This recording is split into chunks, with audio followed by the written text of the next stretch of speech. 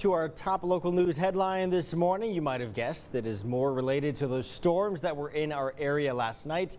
The street here was completely flooded. The shoppers in that area walking in water that was in some parts at least halfway up their calves. Some people waiting out the storm to try to cross the streets, while others decided to just wade through the water there. Water even flooding the shops on El Paso Street as workers had to put up some sandbags. Some shops closing up shop early using cardboard to try and keep the water out. One shop owner going home early saying the rain is simply bad for business. I heard there were people inside the store and I thought someone was pounding on the door. It was hail. It started hailing a lot.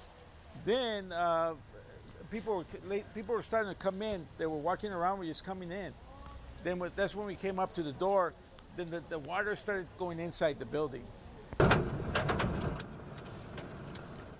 And this video here was actually captured from inside one of our news vehicles. You can hear the hail hitting the vehicle continuing for about 1 hour. The hail there was about the size of a dime.